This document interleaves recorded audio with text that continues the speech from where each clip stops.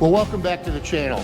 This is going to be an unusual video. I'm not sure if you're going to see this exact thing being done anywhere else. We're going to rust proof or undercoat the tractor. And again, I've never done it before. I'm working with equipment I've never used before, so we'll learn together. The product that I'm going to use is LPS3.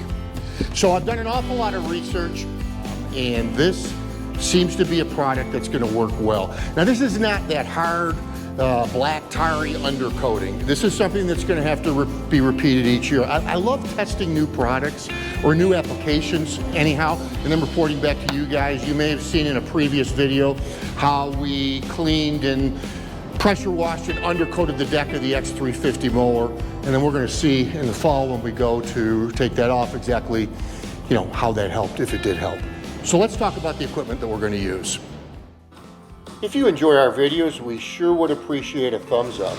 Yeah, I got a feeling that crawling around underneath the tractor, and this is going to be a challenging video to photograph, and I'm by myself today, no tests. But anyhow, this is the Vever little paint sprayer, and it's got a gun with it. And as far as how you hook it up and so on and so forth, good luck, because most of the directions are in Chinese. I've got a little bit of LPS3 in there right now. It is working, the sprayer is spraying. I'm just kind of winging it as far as settings and what have you. I'm not an automotive paint sprayer. Some of you guys out there would fly through something like this with no difficulty at all. I'm not one of those guys. So we're gonna start from the front of the tractor. I've got the bucket up in the air, and you probably have seen those, which you'll see in just a moment, the yellow cylinder keepers for safety purposes that lock the bucket up so I don't have to worry about it coming down on me. I think I'm gonna get the front, go around the driver's side, the back, and then end up at the passenger side. And I'm gonna do the best I can. I got a couple cameras going to film this for you guys. So let's get to work. All right, so excuse the compressor noise. No way to do this without the compressor.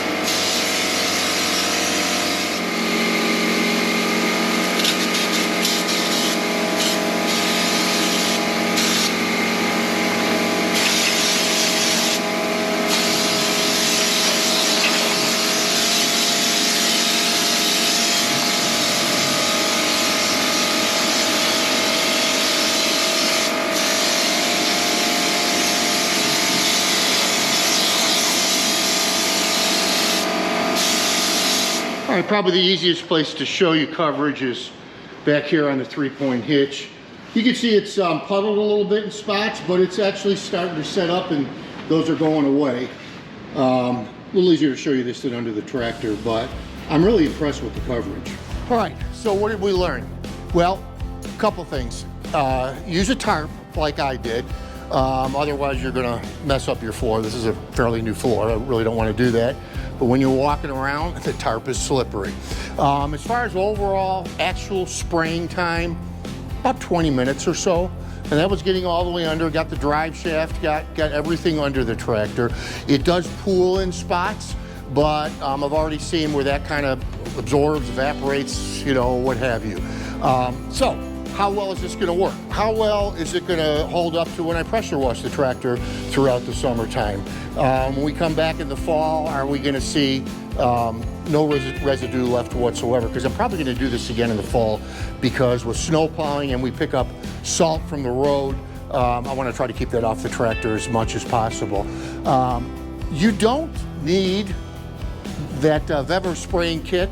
You know, you could probably do this with a cheap spray bottle or one of those little pump ones, or a pump sprayer itself would work. So the investment, other than the LPS3, and having LPS3 around is just nice to have anyhow. So not a lot of cost involved. It's kind of messy. That's why I got the jacket and the overalls on. Also, typical me, not taking all the safety concerns that I should have. I should have been wearing, if not a respirator, at least a mask. I just opened the door now because it was actually getting pretty pungent in here, I have to tell you. So don't do as I do. God bless you all, and thank you so much for joining us on Tractors in Life. Can't wait to see you next time.